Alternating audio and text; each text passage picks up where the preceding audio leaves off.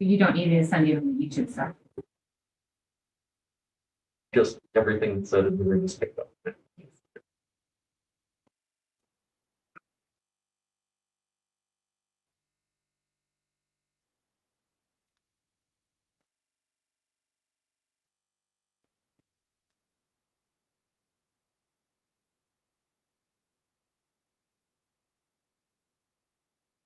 All right, can everyone hear me?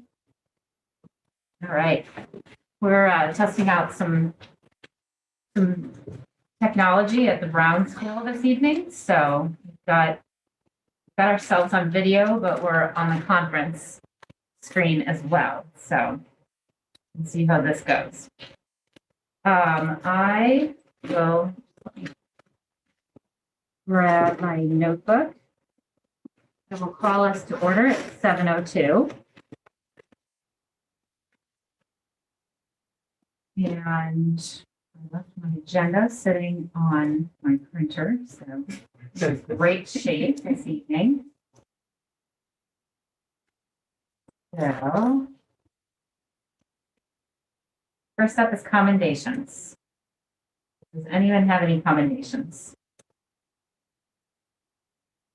I know we received an email last week, I believe it was last week, with a letter commending the Marblehead High School regarding their enrollment of females in the AP Computer Science courses. I'm not sure, Dr. Bucky, did that include the scores that got us to that with that commendation, or on the AP test, or is it just that I think it's participation. Okay, we have a great deal of participation from our female students, so that was wonderful news. So just to broadcast that.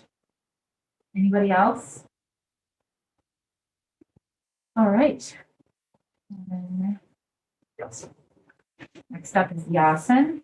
Yasin, go ahead and unmute yourself and take it away. Thank you, Sarah.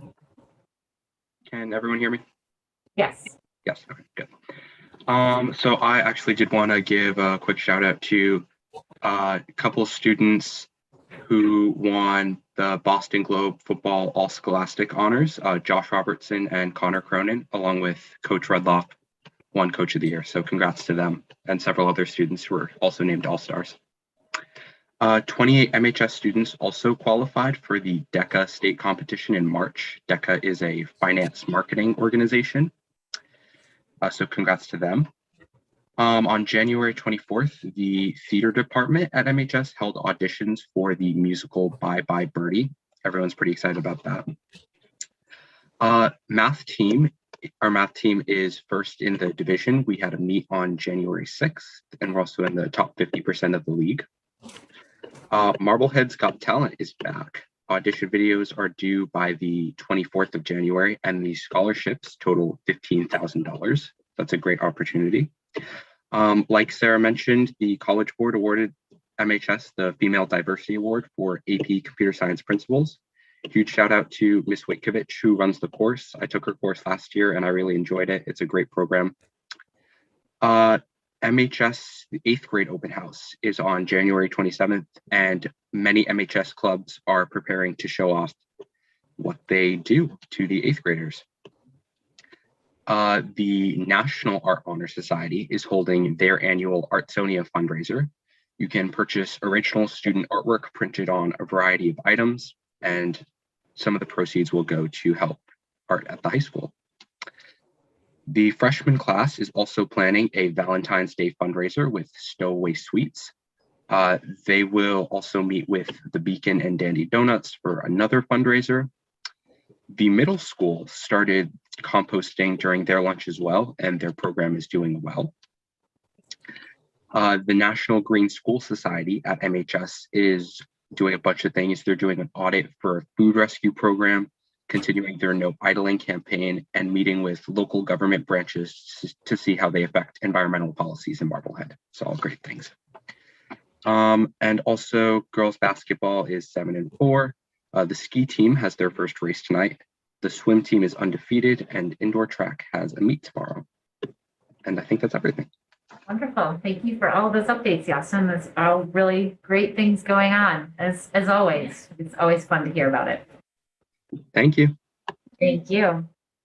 All right, next up is public comment. I will ask people to use the raise hand function and to remember that we need your full name and address for our records.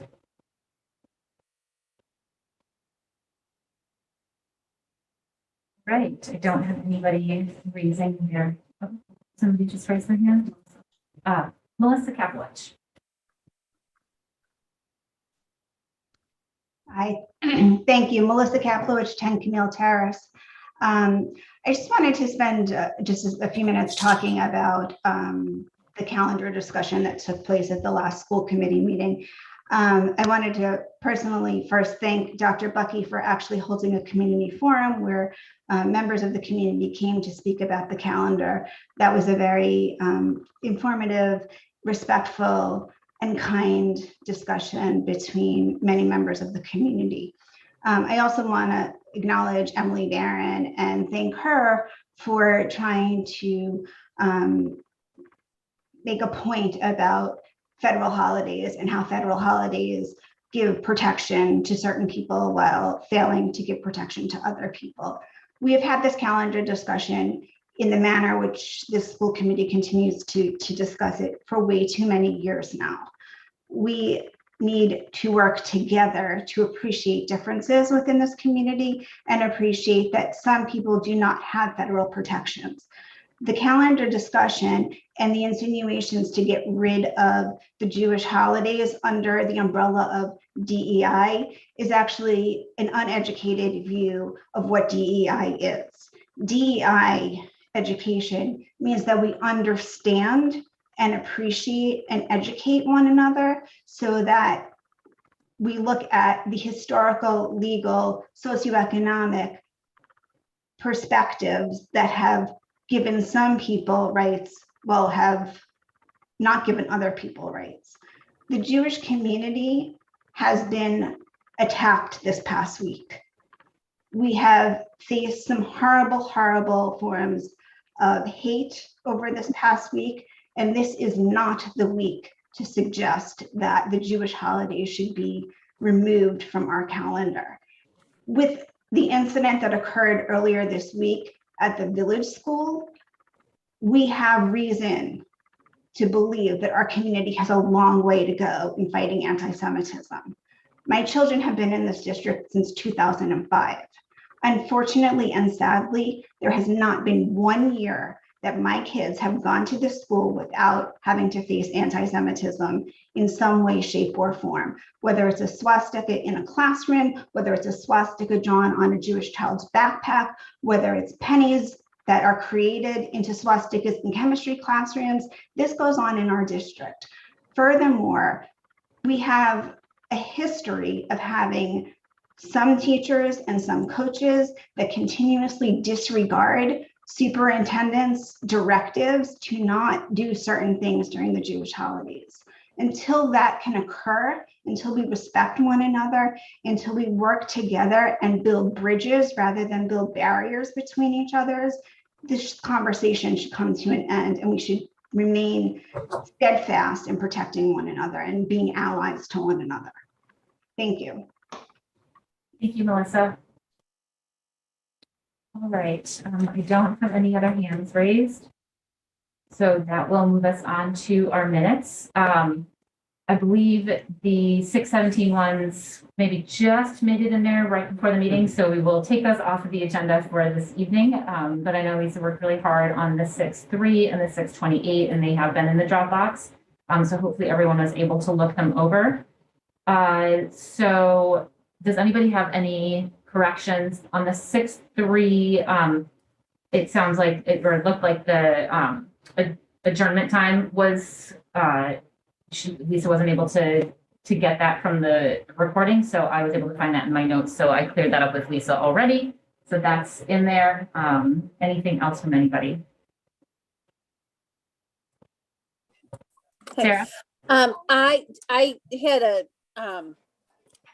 I had several meetings and things today, so I didn't get to review the ones that were put in. I believe it was yesterday evening, but I'm perfectly happy to abstain. I have absolutely no problem with you guys voting those. I didn't get to read through them, so I don't want to vote on them. Just me. Okay. Is everyone else comfortable with voting them at this point? Okay. Yep. All right, so I will ask for a motion to approve the minutes from 6/3 and 6/28/2021. So moved. David moved. Second. Megan second. All right, now you have the one noted piece that I've already gotten to Lisa. We'll do roll call vote. Sarah Gold, yes. Megan Taylor.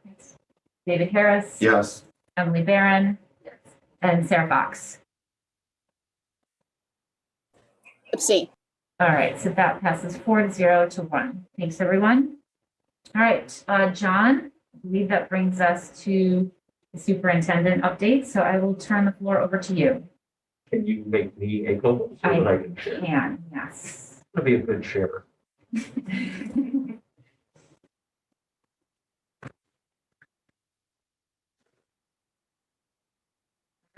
Should be good to go. Great. So it looks like I have a long update tonight, but I will be fairly brief. DESE has done some program updates from what they had launched in the fall with symptomatic testing, test and stay, and pool testing. And they're moving to an at-home testing program. We got an email that the commissioner wanted to meet with superintendents at 8:30 Tuesday morning. We got that email at 7:30 Monday night on the federal holiday. I learned more from Channel 5 News than I did in the 45-second call with the commissioner. So the testing program is unfolding. Joseph Griffin, we have opted into the new program. We are maintaining our pool testing and our symptomatic testing, but I can see those phasing out, pool testing phasing out, in particular because our vaccination rates are so high and they don't recommend that vaccinated individuals participate in pool testing. And if you've had COVID, you can't participate in pool testing. And so I'm not sure the time and workforce power needed for that, but until, and it will not surprise you that the launch of the new at-home testing program has not been smooth in the last day and a half. They will continue to provide CIC support for that. It will give us an opportunity to distribute to staff initially, and then staff and students at-home test kits that will take the place of our test and stay program. And there will be updates to contact tracing. Our lead nurse, Deanna McMahon, wanted me to point out that isolation and quarantine updates have been added to our website. So I guess the quick part of this is anticipate some revised information. And of course, if you were enrolled in the current program, that doesn't just roll over. So parents are going to have to re-enroll, and they had a simple system that I think collapsed today. And so kudos to Joseph Griffin for keeping up with all of this. We did have a webinar yesterday after Tuesday's launch. If you link on what I have in the Dropbox, that will give you all the particulars of the new program. But we have opted into that. We are maintaining pool testing and symptomatic testing right now, but I anticipate that pool testing will be coming to a close once the new program is up and running smoothly. I imagine that will solicit questions, and I hope to be able to answer them.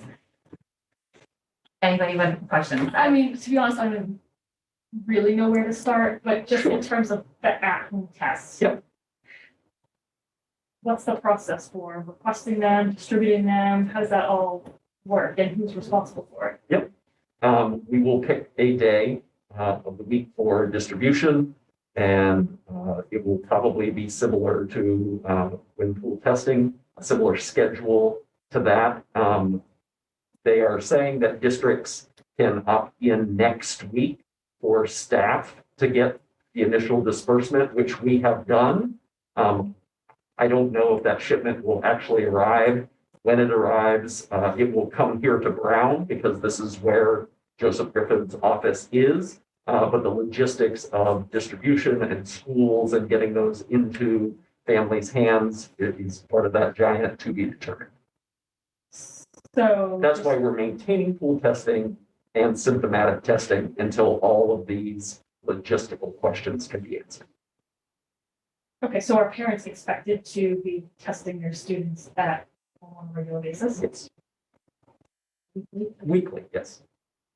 But only if you opt in. Only if you opt Sorry to in. interrupt, but only if you opt into this program.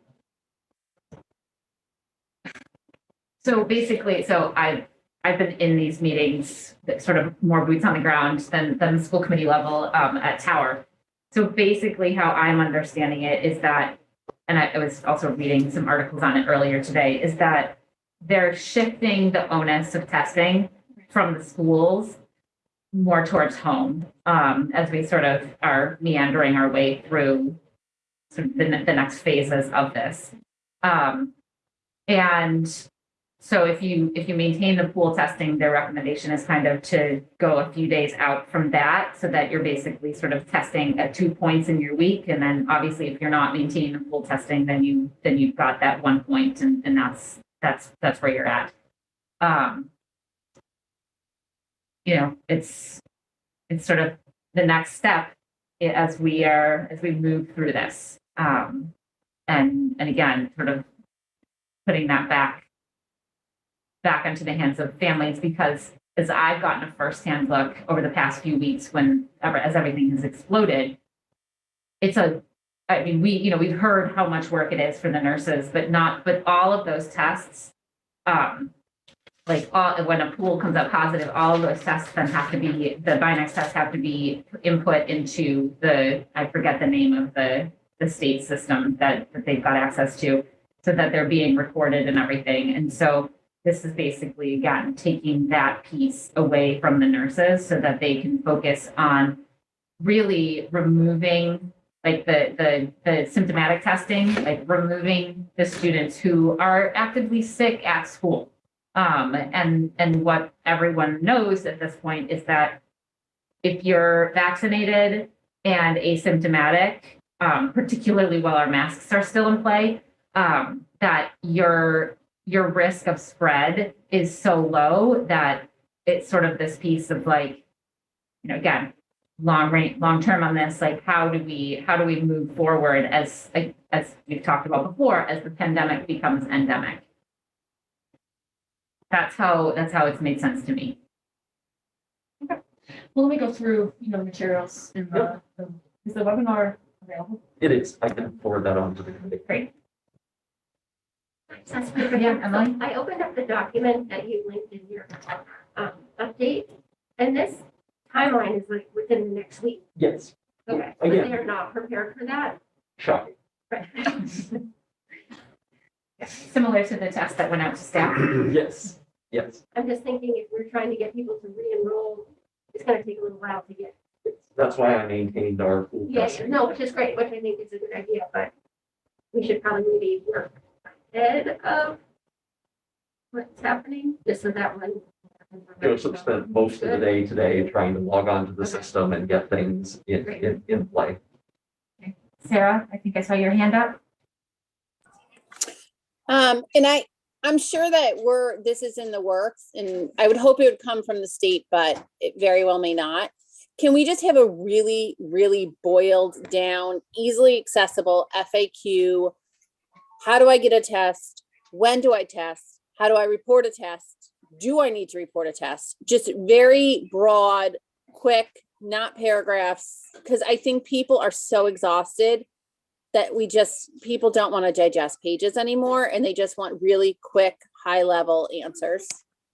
Absolutely, Sarah. The state is here to help, as they told us, and they have put together some form letters that actually specify that information. You will pick up your child's test here at this time. And so, but the system wasn't keeping up with all of the input. And so that's what Joseph was working on today, is trying to iron out all of these logistics. Well, the And, state is nothing if not helpful in this whole. and as I understand it, just Sarah, to sort of, again, answer a question, you don't have to report positives and you then just, you call your child out sick with COVID if you got a I'm sorry, you don't have to report negatives and then you call your child out sick with COVID if you test positive. I just, are tests being sent home in backpacks or you have to pick it up? Could be the If we can pull off sending tests home in backpacks, I think that would be ideal. Because I think it's another hurdle Yeah. for parents to have to. I think we're gonna have to see numbers to see how many people opt in and what makes sense for families and for school staff as well. As much as they say they're trying to decrease the burden on schools, Right, that remains to be seen. yeah, 6 to 1, half dozen of the other. All right, anything else on the testing? All right, So next up is the Glover School Principal Search. I have a document here. We will advertise the position tomorrow. That posting will go up. People that are interested in serving on the search committee, the search committee, as you can see, will be the superintendent, the assistant superintendent for teaching and learning, a building principal, the school committee rep, a CPAC rep, a METCO rep, 2 parents and 2 teachers. So if people are interested as a parent or a teacher or another rep, they should get an email to me indicating their interest, and this will be in the weekly superintendent update tomorrow, but just expressing why they're interested and what they might bring to the search for the next Glover School principal. And that gives you kind of a sense of the timeline, lasting most of February, March, with an announcement of the new principal scheduled for the first week in April. You know what I'm gonna ask, right? I just never know, Megan. Is there any way that we can bring this timeline up a bit? Certainly when we have the search committee in that first meeting, if people want to make that a more aggressive timeline, I'm amenable to that. But this kind of follows the progression of how other searches have gone. And I don't, now is the prime time for candidates who are looking. And so getting the posting up this month was important. I agree. And that's one of the reasons why, if you can look at the calendar, if there is a way to bring it up, I'd like us to do that. Okay. Then school committee representative. I don't know if you guys want to do that this evening, but we will want a school committee rep if you want to do that at the first meeting or talk about that. But that is not selected by me. That is something for you all to decide. You can do whatever you want. sure, fine with me. Can I recommend Emily? Does everyone want to do? Not to put you on the spot, Yeah. you don't have to answer on the spot, but that's my recommendation. Thoughts Okay. behind that, or just? Because Emily's amazing. No, Emily, is our METCO rep, and she's heavily involved in the diversity, equity, and inclusion. I think that's going to be play an important role Okay. For our future leaders in the district, and so I think she's well placed for that position. I mean, it's fine with me. I don't, I'm always happy to serve. I don't need to serve. So, yeah, that's fine with me. Sarah? I have no opposition to Emily whatsoever. Prior to Megan making that motion, I was going to just know we might want to at some point look at operating procedures or policy. I don't know if it's a policy, but where whoever the school committee liaison to that school is, because they kind of already have an embedded relationship. And I believe it's David at Glover. You already have a relationship with that SAC, kind of have gotten to know the school culture a little bit more.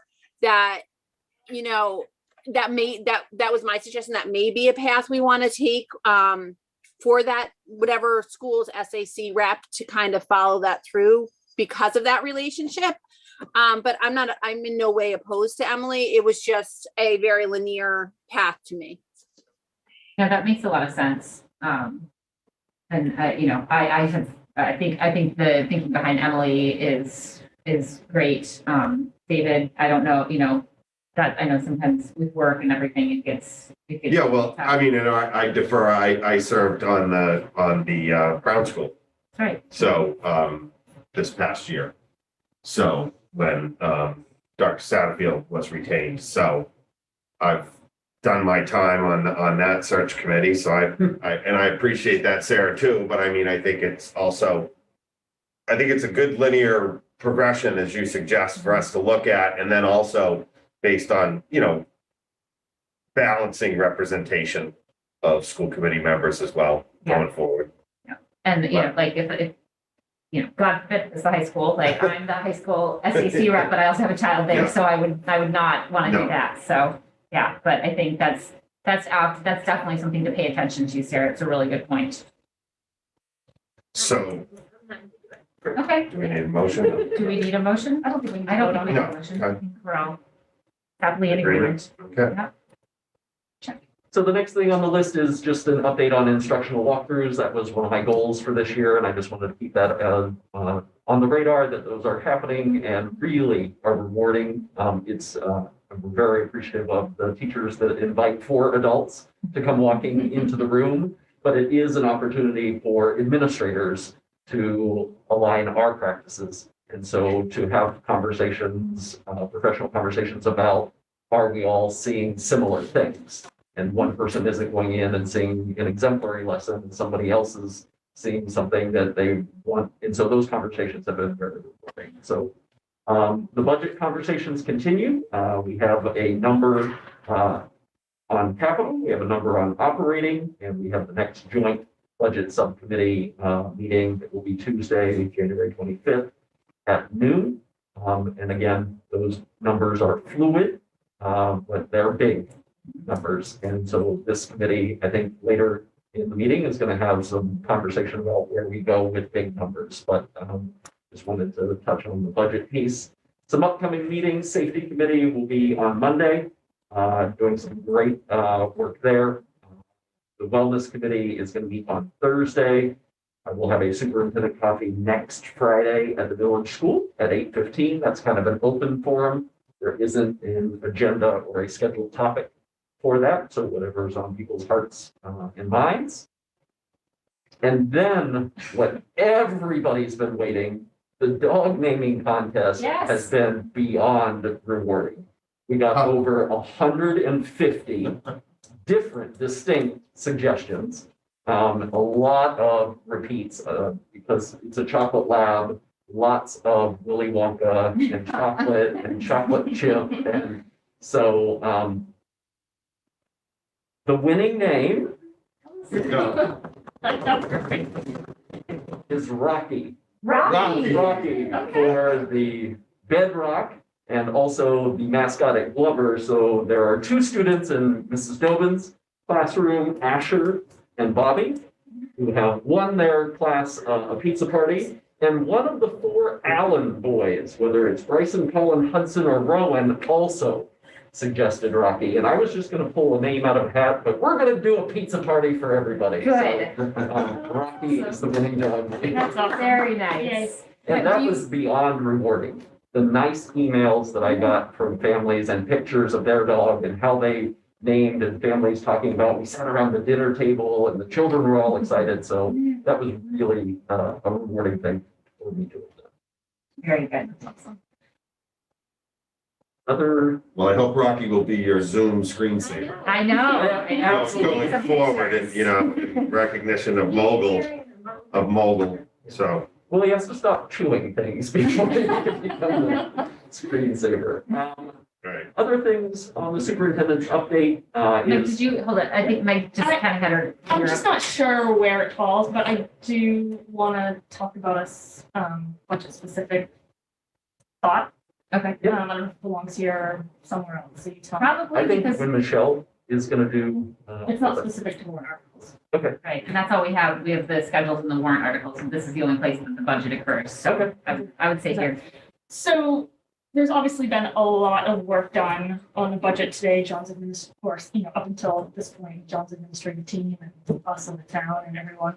And as we continue to go through those conversations, one thing that I do want to put to the committee is get your thoughts on adding a role for, right now we have a METCO director, but adding in a METCO liaison role and kind of elevating that METCO director to really be focusing on our DEI efforts in district. I think we've seen loud and clear from our school community and the community at large that DEI is a priority. It's one of our main priorities for the Planning for Success in our 5-year plan.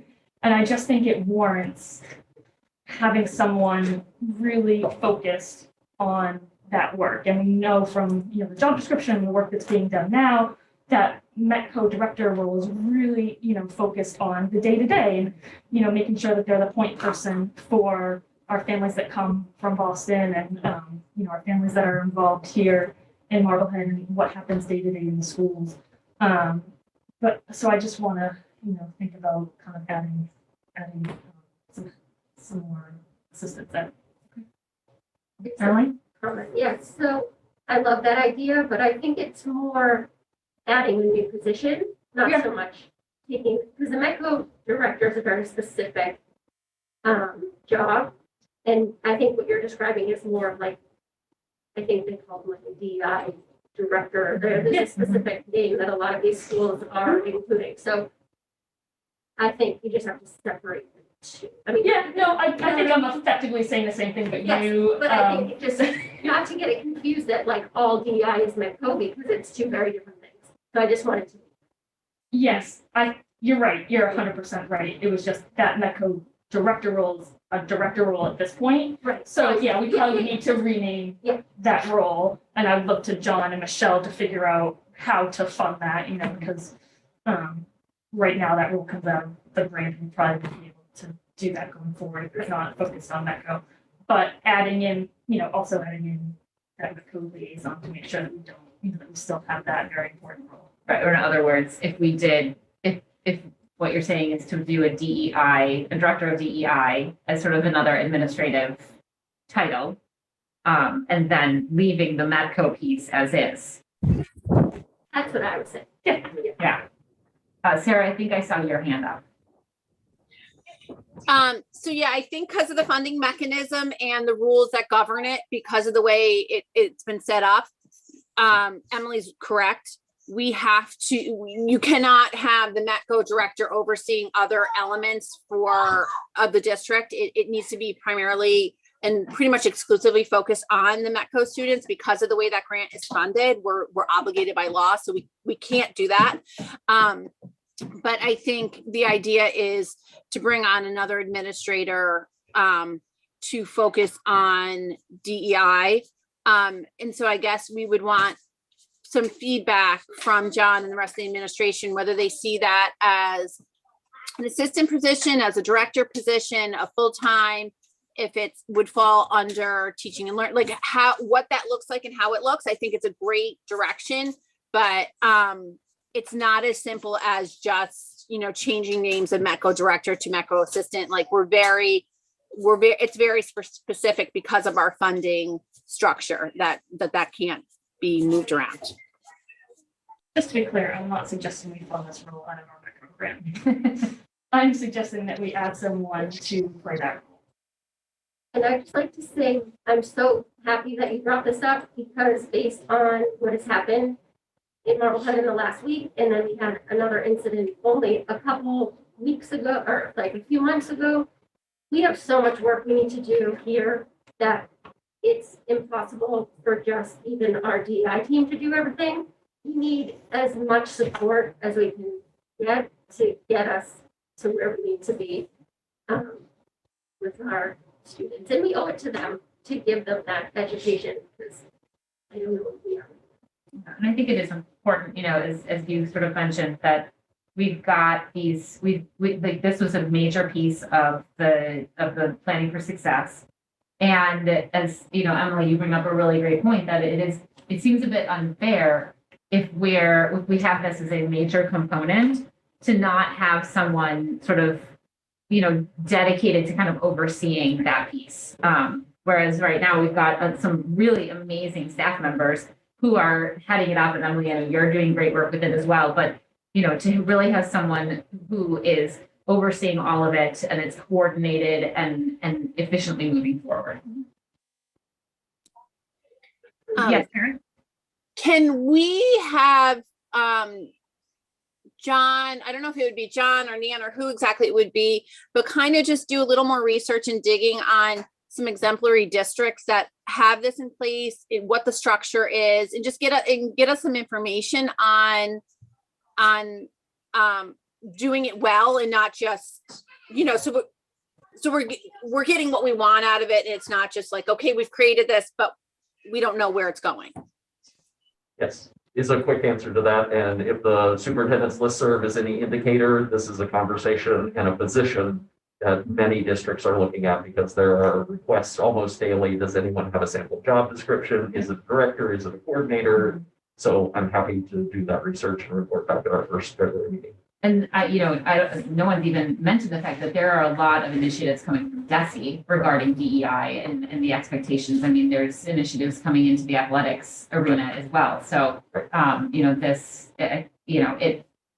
if we want to stay on top of everything and sort of, as we're looking at this budget, as what do we need to be an exemplary district providing exemplary education, this does make a lot of sense. Thank you. All right, go ahead. Next thing on the agenda is the recommendation to move Dr. Donnelly from the interim director of student services to the permanent director.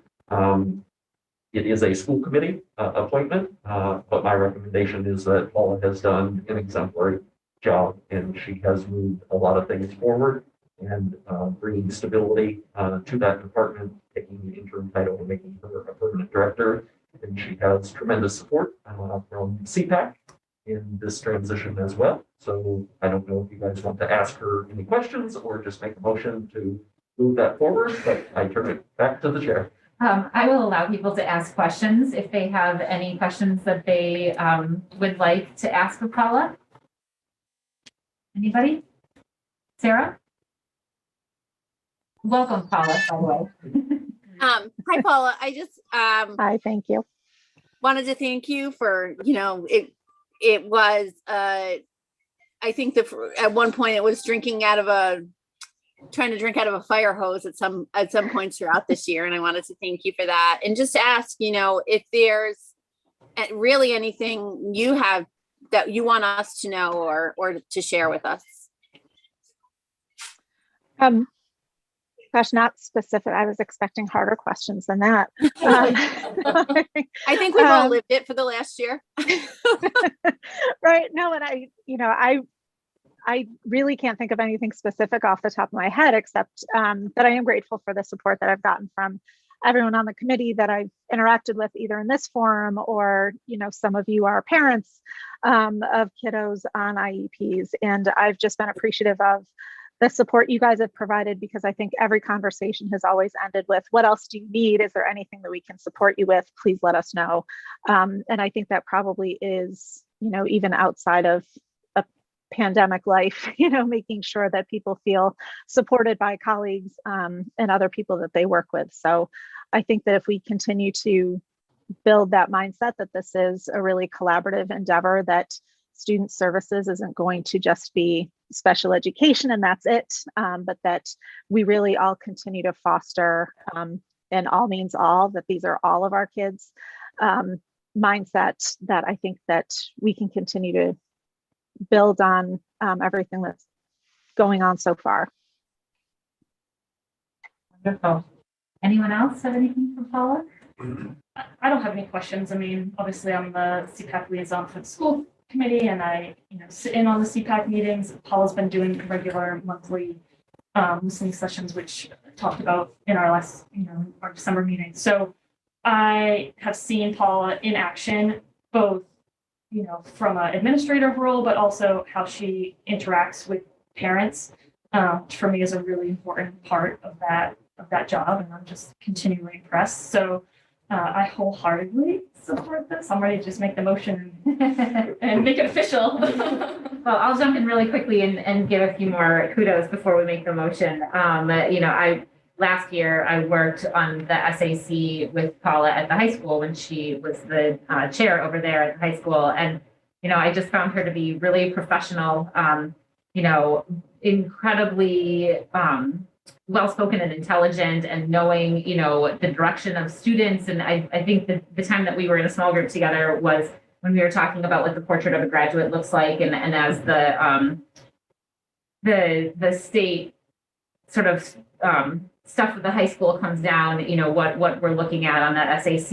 And, Paula just had a really great lens into who students should be when they leave our high school after having, come through the Marblehead system. And so I think, I'm really happy that we've got her in this director position and that we are working to keep her there. So with that, I will ask for a motion to approve Paula Donnelly as the Director of Student Services. So moved. Megan moved. Second. Emily second. Anything else from anyone? Do we have to make the motion reflective to state that we're going to enter into contract negotiations? That's typically what we do when we make an appointment, or no? Yes. All right, so I should have printed more.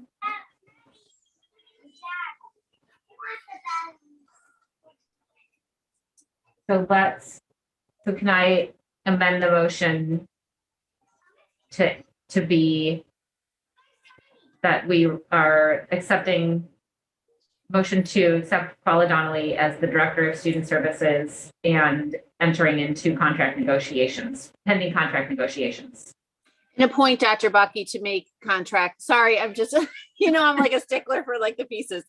Can I make a motion to appoint Paula Donnelly to the position of Student Services Director, dependent on successful contract negotiations between Dr. Donnelly and Dr. Bucky? So moved. Can I get a second? Oh, second. All right. So we have that motion. Anything else? Oh, roll call vote. Sarah Gold, yes. Megan Taylor. Yes. David Harris. Yes. Emily Barron. And Sarah Fox. Yes. All right, that passes unanimously, 5-0. Congratulations, Paula. Congratulations. Congratulations. And good luck. Thank you. To jump back ever so briefly, because as we're talking about student services, in the fact that it is that student services covers all of our students, it doesn't, as many people often think, cover just special education. This role that Megan presented should fall under a report, I would think, to Paula. So when we look at that structure of a DEI coordinator or director, or how we do that, I would think that would fall under student services. Leave that to John to figure out. It's an interesting point. Yeah.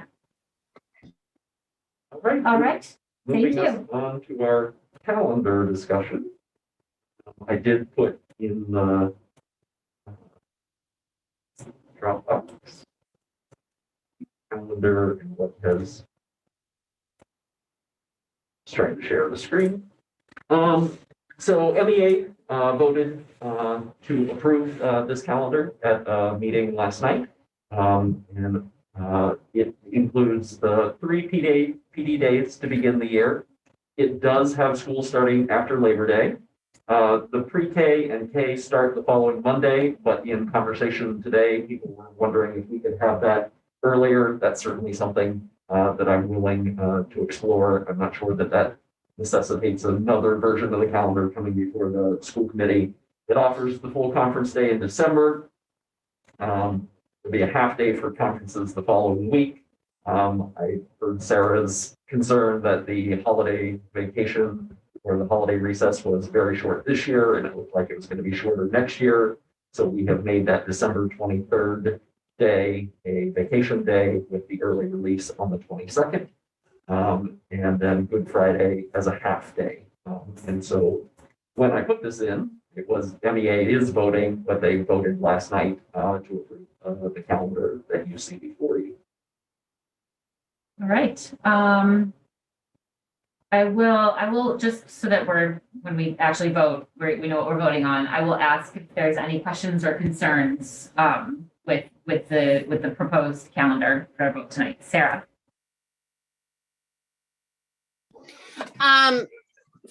Yes, first I want to just address some research I did, or actually one of the outstanding questions was we were going to look at if we could move up the kindergarten screening, because kindergarten and pre-K starting mid-month in September, I think is exceptionally hard on working families. I think it's hard on balancing, also the way we don't find out till September kind of what's coming in sometimes by numbers. I think it's really hard on our budget. It's hard on planning. It doesn't always lead to the most balanced classes. So we were going to look at moving that kindergarten screening up and having pre-K and K start at the same time. Did we get a chance to look at that? Because I think that's significant any year, but particularly in a year when we're looking at starting kindergarten and K, not till September 12th, that's exceptionally hard on working families.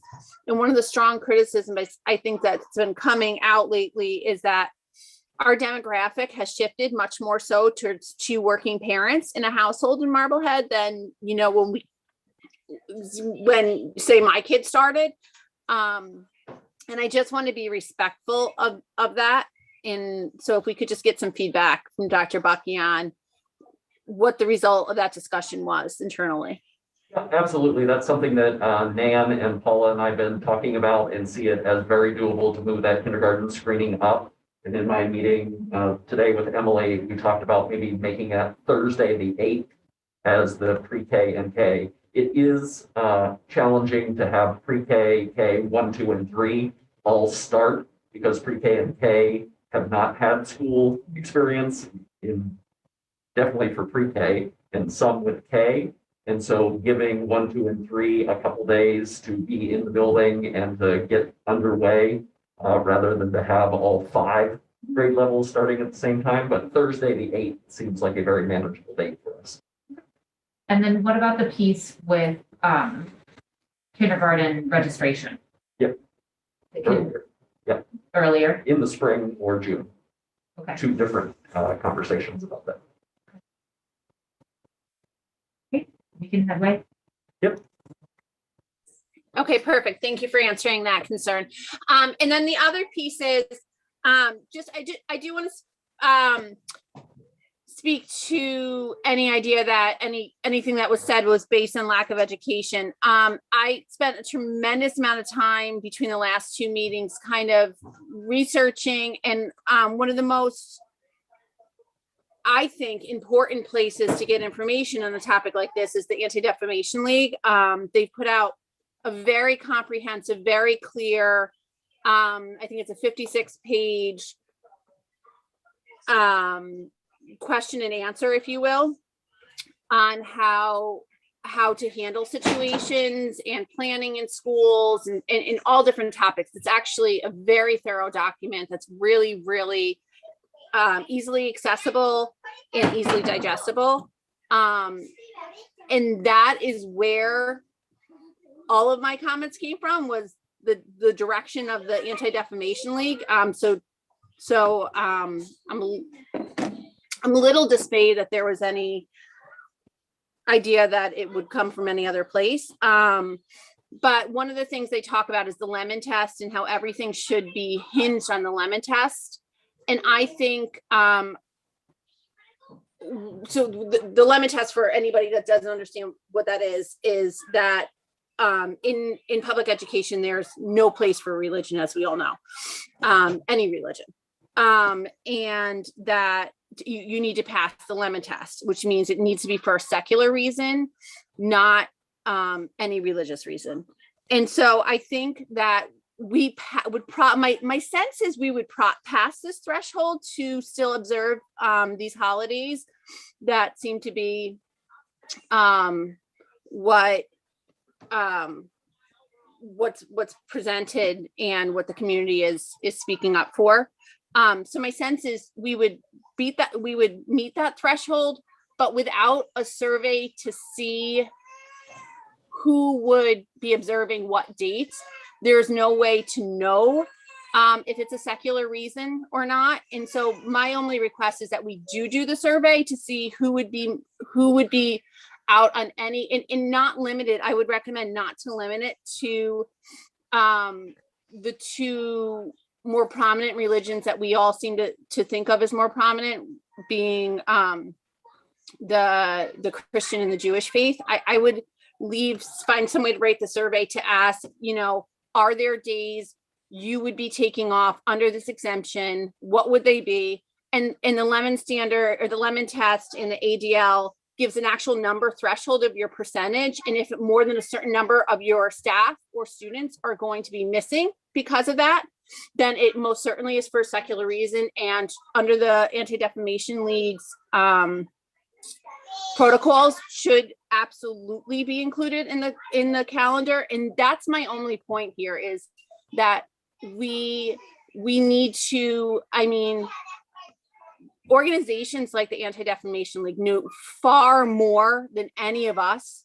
I think I'm willing to say that, far more than I do, about what is proper and lawful and respectful. And if this is their suggestion, that's my only recommendation, is that we follow their suggestion. But if there's opposition to that, I'm willing to hear that as well. Are you voting the calendar? Yes. Okay. Yes. I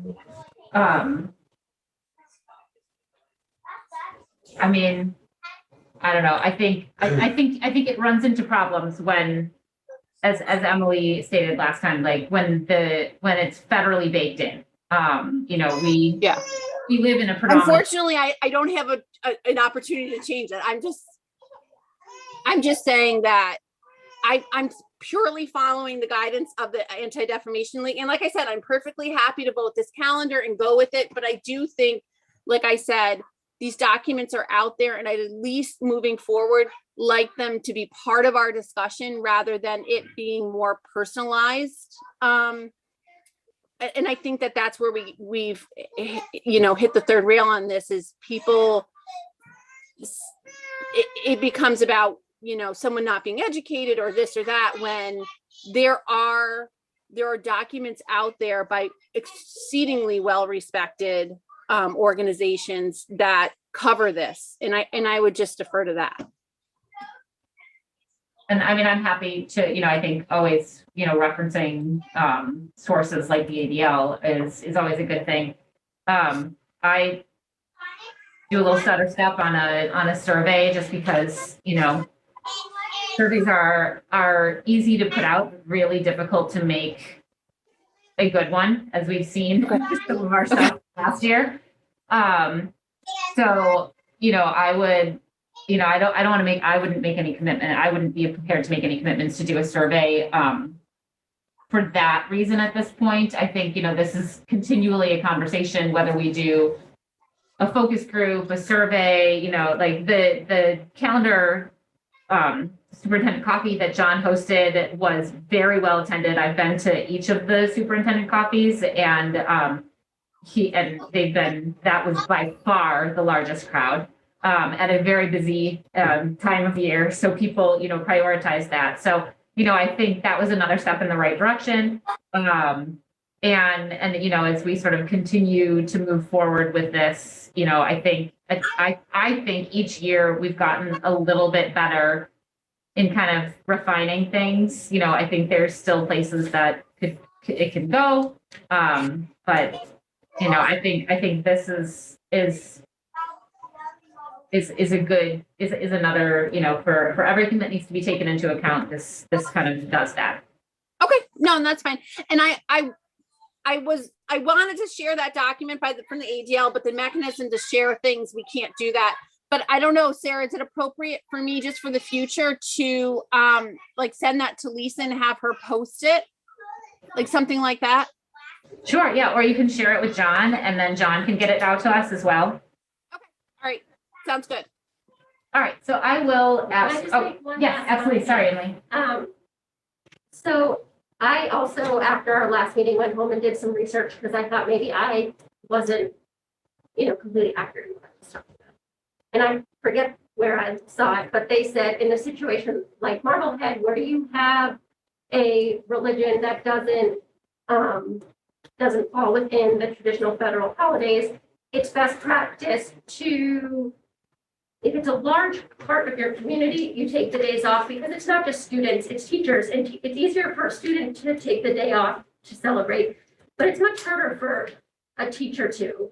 And so it's for everyone in our community to have that opportunity. So I think what we do is great, and we are a step above many other districts in allowing these to be holidays on our calendar. And so I think we should All right. So I will ask for a motion to approve the proposed calendar for school year 2022, 2023. Megan moved. Emily second. All right, I will call roll call vote. Sarah Gold, yes. Megan Taylor, Yes. David Harris, Yes. Emily Barron, yes. Sarah Fox. Yes, we're going to look at that kindergarten start date though, correct? Absolutely, yes. Yes, and that doesn't impact the calendar because it's the start of school and kindergarten can kind of flux within that. Okay, we can So move that I- back without a problem. Right, I don't think we needed, I don't think if anything changes with that it would need to come back before us. Okay. All right, that passes 5-0. The last thing that I have is sabbatical leaves, and I'm not recommending that we approve any sabbatical leaves for the coming year. There's not a history of sabbatical leaves in the district, and it is maybe even for selfish reasons, but they're some of our best staff members, and losing them for a year and not knowing who you would attract, you have to have been in the district for at least 6 years. And so it's a 7-year veteran teacher or greater that would be out, and you're attracting somebody in a tough labor market for a 1-year position. And so I would like to be able to meet with MEA, and when we look at collective bargaining agreements for the next round of negotiations, to look at the sabbatical leave. And so for those reasons, I'm not recommending that we approve any sabbaticals for next year. So one of the reasons that this is coming up this evening, Sarah, I saw your hand too. I'll after I just say this, I'll call on you, is because as far as I'm understanding it, should John have recommended that the sabbaticals be granted, that it would come to us for a final approval, because in that there's a budgetary impact, because we'd be paying the salary of the staff who is on sabbatical leave, as well as having to fund that position for the actual classroom teacher. So that's why it's being brought before us this evening with no vote, because there is no recommendation with any that has any budgetary implications associated with it. All right, Sarah, go ahead. Correct me if I'm wrong. I believe there's a provision for the sabbatical to be given as a unpaid leave of absence for a term of 1 year. That is So correct. I do believe this has happened in the last few years. I know a few individuals who have taken them in the last few years, and one just came back from one, I believe, last year. But my concern is our teachers are incredibly stressed and burnt out. And for the exact reasons that Dr. Bucky is recommending not to give this, because these are seasoned employees, I would recommend that we reconsider that and give it. These are people that have shown up every day. I don't know who the individuals are, but our staff has showed up every day. Some of them just need a break, a breather, so as not to be burnt out and leave the profession of teaching. And I think if we do not honor their request, that we are very potentially looking at these staff just outright leaving.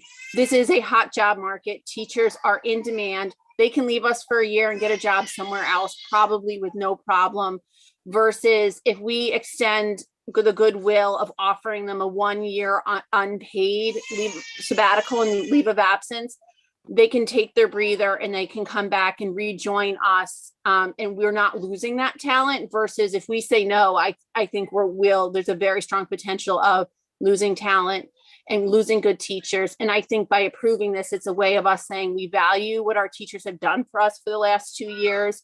And we value the needs they have right now and we support them. We can't do it probably financially, and I totally understand that. But I think an unpaid leave of absence for a year is, in my opinion, what I would hope we would consider. Absolutely. Yeah. That's Isn't it what in my this memo. says? Yeah, that's in his memo. I read the memo twice. I just said that we were gonna not approve this. We're not approving the paid sabbatical leave, or he's not recommending that we approve the paid sabbatical leave. So alternately, and in accordance with the Unit A contract, applicants may consider submitting a formal request for an unpaid full school year leave, which at that point then also would have no budget implications. Oh, I read that as, and this is what they're doing. Nope. Okay, all right, so they can reapply and we would assume that we would grant that. Okay, I apologize. I had read that's what was going on and we were saying no to it. I apologize. And that's all I have. Thank you. All right. Thank you, John. All right. Michelle, I think. Yes, Michelle is up. We've got our finance area, and I believe schedules are first on there. So let me just quickly find that memo. Can I get a motion to approve the identified schedules of bills totaling $362,564.34? So Megan moved. Second. Second. Go ahead, Sarah. I'll take David. Sorry, I heard you first. Any questions on any of those? All of them were in the Dropbox as well. All right. I will call roll call. Sarah Gold, yes. Megan Taylor, yes. David Harris, Yes. Emily Barron, Yes. and Sarah Fox. Yes. All right. Thank you, everyone. It's done 5-0. All right. Now, Michelle, we've got our warrant article piece. So Michelle, welcome. I will let you sort of kick it off and we can take it from there. Yes, so we had learned earlier this week that the town meeting warrant articles are due to the town by tomorrow. So we are getting in under that deadline. We thought we had a little bit longer, but we don't, but that's okay. So routinely, we have at least one annual article that we submit to the Board of Selectmen, and that is for our special education revolving fund. It is a type of revolving fund. It's under Mass General Law, Chapter 44, Section 53E.5, which most of the town's revolving funds are under. However, we only have one fund under that particular part of the Mass General Law, and that's why we're only voting this one article rather than all of our all of our revolving funds that we have. And it requires annual reauthorization by town meeting. And in addition to that annual reauthorization, we also have to set a limit, which is applied to our spending. The fund can collect and reserve as much funding that comes in. However, we are limited to spending only up to that dollar amount that is voted by town meeting each year. So this year, I recommend our special education revolving fund be set at a limit of $1 million. That's much higher than we are anticipating actually bringing in next year, but the limit can be as high as it really wanted to be, or we wanted it to be, as long as town meeting agreed. Because if the funds aren't in that fund and have been received, then we can't spend them.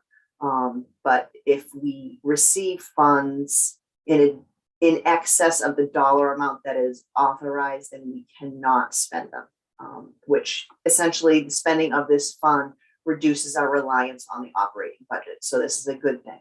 Right now, we only have probable tuitions committed for next year of about $240,000. And then typically we also have usually about $100,000 that comes in after year end for the previous fiscal year. So at this time, I'm only anticipating about $350,000, but we really need to also revisit this program and potentially bring in additional students, which will raise that revenue amount and reduce some reliance on our operating budget. So at this time, I recommend we move forward a request for the Special Education Revolving Fund reauthorization in the amount of $1 million for fiscal year 23. In addition to that, I really don't know if that requires a school committee vote. I don't believe so, because it's just an annual reauthorization that it typically just goes on the town meeting warrant. But if school committee decided to vote that, I don't think there's a problem with that. We do have 2 other warrant articles that are really placeholders, and we have confirmed with Jason Silver that there are placeholders for both of these articles. One is for a supplemental appropriation for the school department, which essentially is the operating override. We're not sure where this will go at this point. It's still early on in the budget process, but we want to make sure that we have that mechanism built in should we need it. So we have proposed some warrant language, the warrant article language to town council, and she is reviewing it and will get back to us with the final wording, but we want to make sure we have that placeholder on there for the operating override. And then lastly, we also would like to place an article for school capital needs, which essentially the town would decide the funding mechanism, but it has been decided because it's such a large, or it hasn't been decided, it has been discussed that it's such a large number that it is potentially a debt exclusion. So this was for the school capital needs, which would encompass all of the facility building repairs, playground repairs, as well as some technology software and upgrades, which would include all the security cameras and whatnot. So there are 3 warrant articles that we really want to make sure that we have placeholders or authorization submitted to the town for the upcoming annual town meeting. Michelle, can I ask a quick question before we sort of dig into that? Did I hear you correctly? You don't think we need to vote any of this, that it's okay that we're looking at this tonight and kind of just allowing it to move forward? I believe so. I know the revolving fund does not require a school committee vote, and where we have already confirmed that the town has confirmed that we have placeholders for both the operating override and the capital article. I don't believe it requires a school committee vote. I don't think it could hurt, but I do not think it's required. Okay. Sarah, I would like to vote all 3, and I say that because in the past we have, and I sat in on another board's meeting this week, and they had town council there, and they were asking them for a formal vote for theirs. So just to cover us, because the timeline is so close, I would hate for us to not make it under technicality. So I'd like to make a motion for the school committee to support and sponsor the aforementioned 3 articles for town meeting. So we have a motion. Do I have a second? Second. Emily second. All right. So Megan, you look like well, just historically, and I know for sure when Bill was here, we talked about this at length, that we don't need to vote that special ed revolving funds. I don't think it hurts, but precedence wise, we don't need to. And again, I have no problem, just all saying, voting and agreeing that we put those articles in. I think it's going to be more important vote when we decide if we're going to act on those and what that would look like. I think that's the vote that is going to really count for us. But if it's just kind of all of us agreeing, then that's fine. Yep. Yeah, I think I would agree with Sarah that it makes me feel a little bit better to have the vote actually taken so that there's no technicalities that can trip things up. Absolutely. As I said, I don't think it will hurt, so better be safe than sorry. And so I'll just add that since 2019, we have had this article in the town warrant. Past practice prior to 2019, if you go back as far as my research, I went back as far as 2009, we had one supplemental expense of department's article.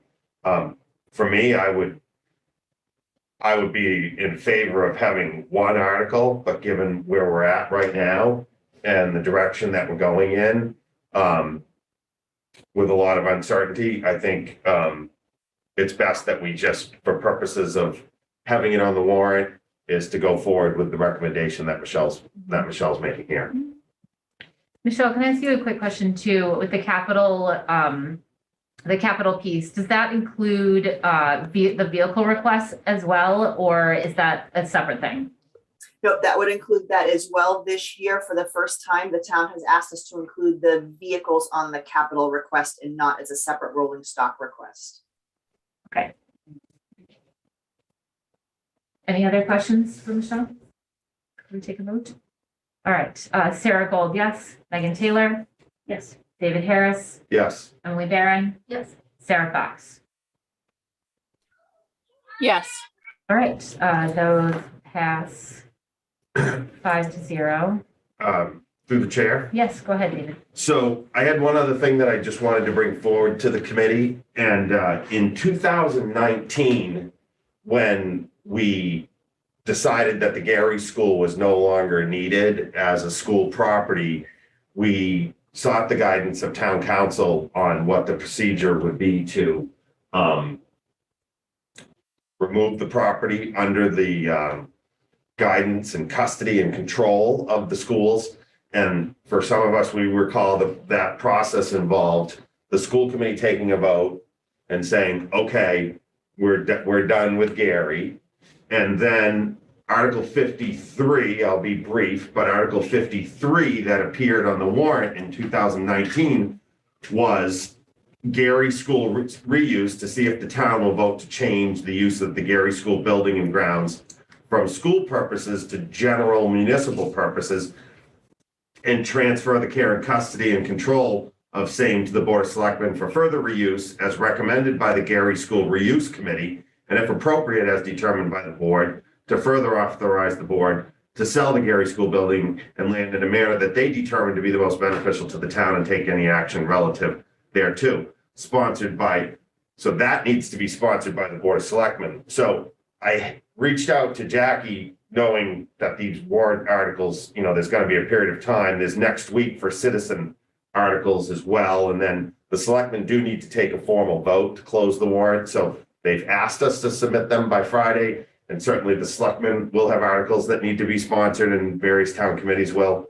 And then there's citizen articles. But I just wanted to bring this up because while we have not put together any subcommittees to look at this, or we haven't had any formal discussions as a committee, we have had a presentation from Abbott Library about the use of the coffin school. We've talked about potentially that there could have been some changes at Widger Road and we might needed administrative space.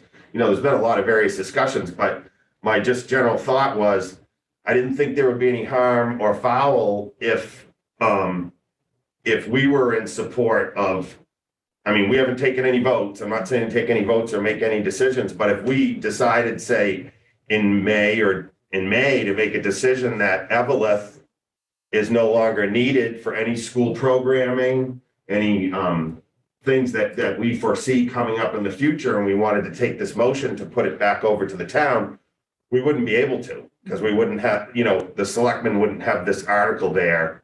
And but on the flip side, if we don't take a vote in the next 5 months to, take any moves with those two properties, the article would just die on the vine with indefinite postponement. So I just wanted to put that out there for discussion. And I think, and once again, I haven't talked with you, Dr. Bucky, and or Michelle, or the committee hasn't even talked about it, but it would seem to me, while we could put properties there for consideration, the first thing is the committee needs to vote that we no longer want it to be a school property. And it would seem to me that Evelyn might be one of those properties. And if it, whatever the future reuse could be, low income housing, green space, recreation space, whatever might be deemed appropriate, rather than us have to hold on to control and custody, keep the building heated, the vandalism that occurred over the last summer and various things like that, safety and security, maybe that would be in the best interest. So I just want to throw that out there for discussion. So just so I'm clear, just putting a placeholder on there in the event that we move forward on something. It would be that Jackie wanted us to recommended that we have this discussion, and if the committee was in agreement, then she would then take it forward to the selectmen so that they could, in fact, sponsor the article Sponsor it, okay. in the event that we vote that any of our properties are no longer deemed.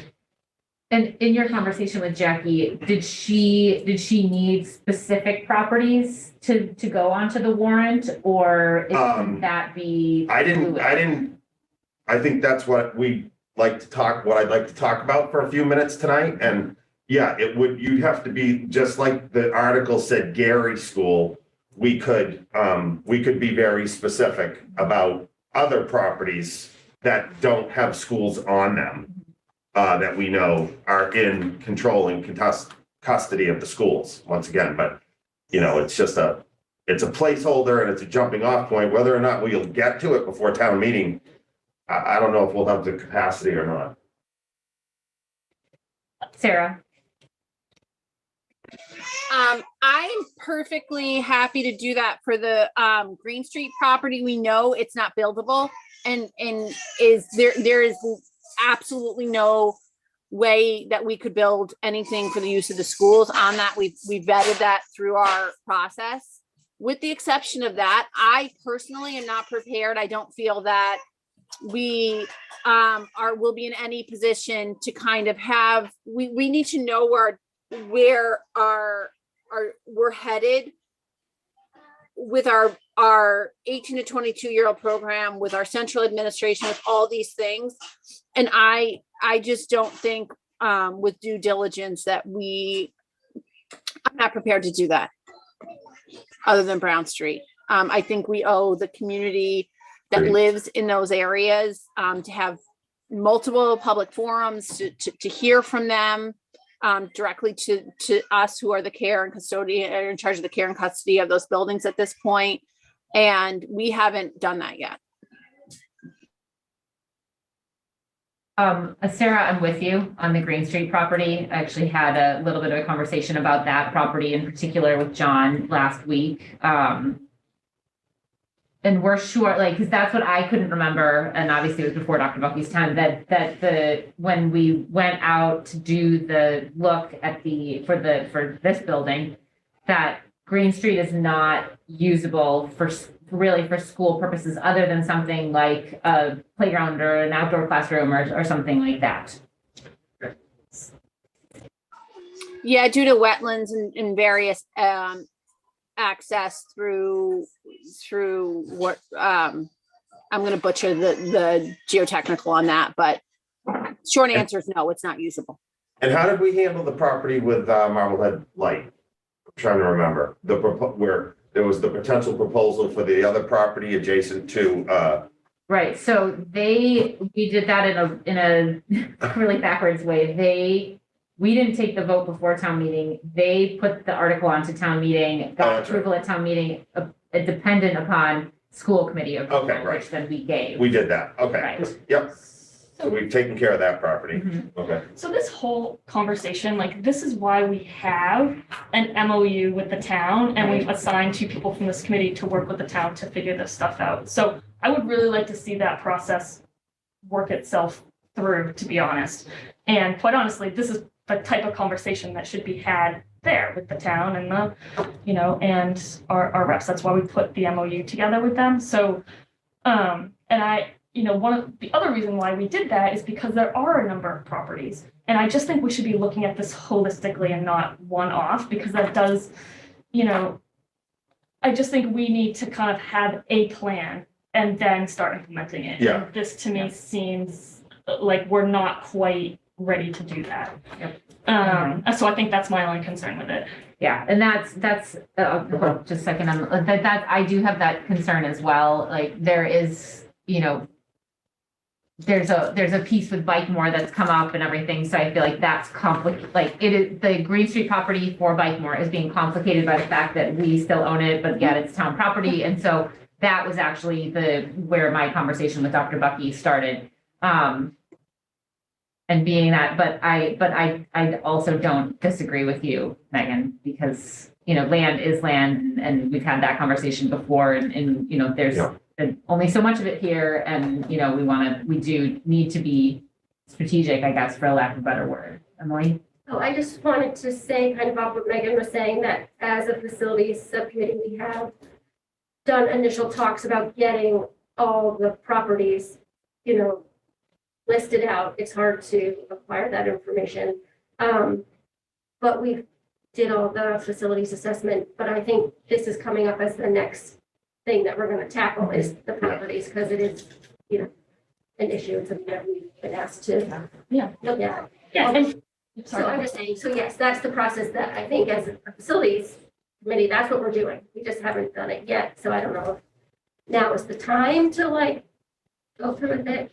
The warrant, I don't know. I think we're there, and I think, you know, that's, you know, David bringing it up is really kind of, we've got to just address it. Yeah, We've been yeah. talking about it for a long time now, so I would Yeah. really like to see that joint committee put their heads together and start doing that work. I don't think it necessarily falls, you know, 100% on No, but you to do that. we're getting the Yeah, you'll get there. slowly. Yeah, and it was, Right. and it's the facility subcommittee was who was assigned to Yeah, that exactly. MOU. Yeah, no, exactly. To give you an idea of where we are, we formally requested twice the list of property, the complete list of properties that we have care and custody of, and just haven't been able to get them, but we've made the request. I'll make it a third time, and I'll keep requesting it. We just keep requesting it. Okay. Yeah, so I Yeah. think this is, you know, it's a worthwhile conversation, Yes, but I think we have some work to do before we get there. yeah, and I think Good it's, way to get us started Yeah. to There you go. really push this. Thank you. Yeah, no, yeah, and I do think it's unfortunate that we are not ready to do this, because I think, you know, Right. for what David's saying, like, there's financial savings within there, there's just, Totally. you know, the care and custody of the vandalism that's occurred, and, you know, this other thing that happened at the Green Street Woods last year, so I think, you know, I absolutely appreciate that we're having this conversation, and I'm really glad to hear from Emily and Sarah that, like, that this actually has, that initial work has been started, and that we're sort of moving in that correct direction, so. great. Or Thank you. do you happen to know, I know it's Emily and I believe it's Jackie on the other side, but I don't know that it was ever explained to me who the other person is, just so when Emily and I request to have that sit down, I'm requesting it through the proper person. Yeah, I'm not sure. I don't know if I ever knew who they actually picked. Yeah. I do think it's Jackie, but I'm unsure of who that second person is. I'll reach out and find out. Okay.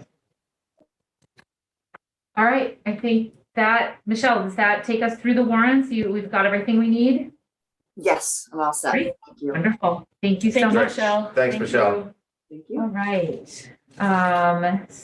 So just to make sure, yeah, that brings us to our school committee communication and discussion items. Any subcommittee and liaison updates? Emily and I are in the process of putting together a policy subcommittee, which we haven't met with in quite some time, next Thursday. So we'll be working on that agenda and posting. Anybody else? I had my SAC today with the vet school, or the principal. Just two things. We're already in that time of the year where the 8th grade start their transition to the high school, which is super exciting. Matt Fox gave us the overview on that whole process. It starts next week and it goes all the way to June with different events for our 8th graders and getting them ready for high school. So that's a fun thing that's happening. And another thing that he said when we went over what's happening in the school is that the math team at Vets is 3-0, and they scored the highest score ever in the school's history on this last math Wow. tournament. Very cool. I don't know what it's called. That's awesome. And the basketball team, the girls are 3-0, and the boys are 1-1. Yeah, it's just a little update. Yeah. Wonderful. And Megan? No, I mean, I think I mentioned when we were talking with Dr. Donnelly, but she's been doing monthly listening sessions. And I think, you know, they're well received and good conversation. So I'll plug for those the third Wednesdays around lunchtime. That's it. Sarah, did you have your hand up? Yes. Can I put a request in for the policy committee to look over something? Sure. I know that in some of the principal emails that have been coming out, there's been a lot of reference to building level dress codes.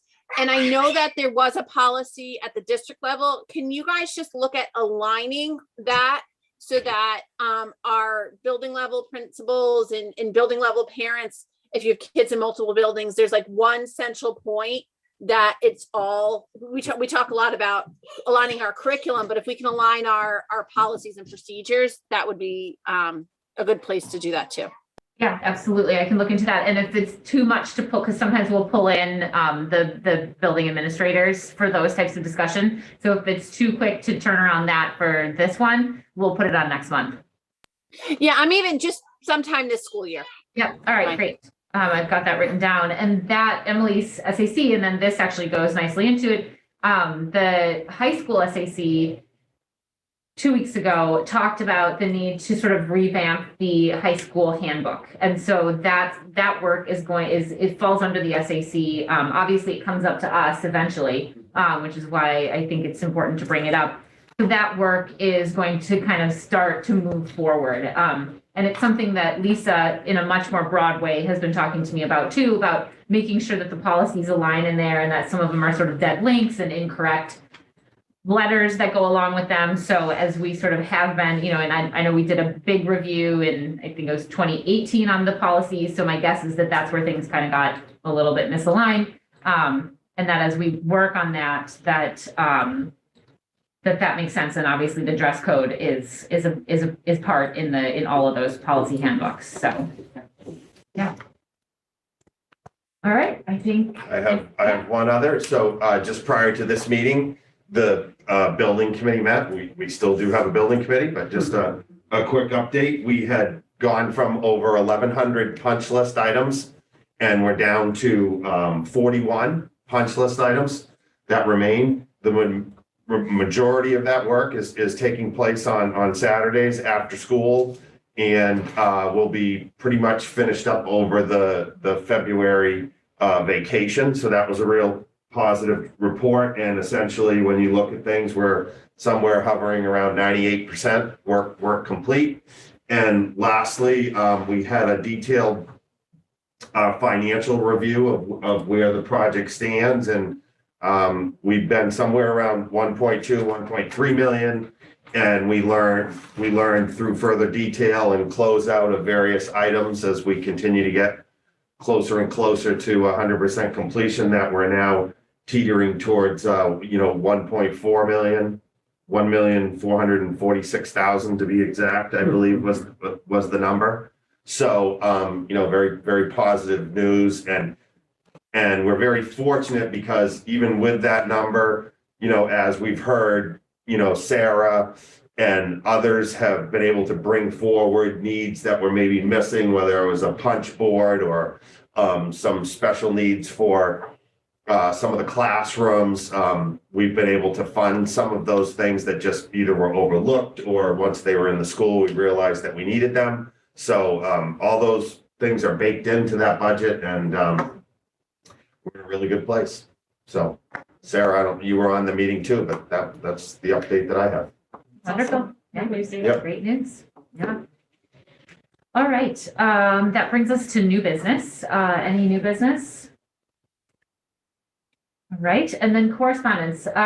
Lisa and I did put in the email that we had received from Peter Cohen of the charter school. I did reply. So just to sort of sum it up, Peter Cohen reached out. They need a new roof at the charter school, as well as he found out that we're looking at our high school roof and the Betts roof. And so his wonder was, is there a way, since, although they're a charter school, most of the children do feed to and from the Marblehead public school system. Was there a way in which that their roof needs can kind of come in line with ours and sort of in that request? So I did get back to him. I kept Dr. Bucky on that email, and I said, that's a great question. I actually have no idea. I did point out the fact that our buildings are all town buildings, and that we were working on our warrant articles. And so that was sort of how I viewed that. But I let him know that we would be talking about it this evening. to see if anybody else had any sort of working information on that, or sort of how we move forward. Yeah, Sarah. So I had looked into some of this too. I had reached out and asked Jason and Michelle. My gut was that there was no mechanism through town meeting to do that, and that was confirmed. We are unable legally to join those two and to do that. If they so choose, I believe they can do it as a citizens article or citizens water article, but there's no mechanism for us to sponsor anything or for the town to sponsor anything to allocate funds for that. Okay, so maybe I can reply to Peter again, and I will relay that information, Sarah, that and you know, kind of suggest that he reaches out to maybe Jason. It can't be Jason. So for who? John again. John again. So- Yeah. You may want to just try to get that out to him tomorrow morning. The warrant Yeah. for citizens articles closes tomorrow before John No, begins. warrant is next week for citizens. Citizens is next Friday. Oh, I thought it was tomorrow. Okay, yeah. So Yeah. John's here on Monday. Yeah. Yes, I will toss him an email tomorrow morning. All right. I don't think there was any other correspondence, was Sorry, there? just one other thing I totally forgot on the CPAC. Okay.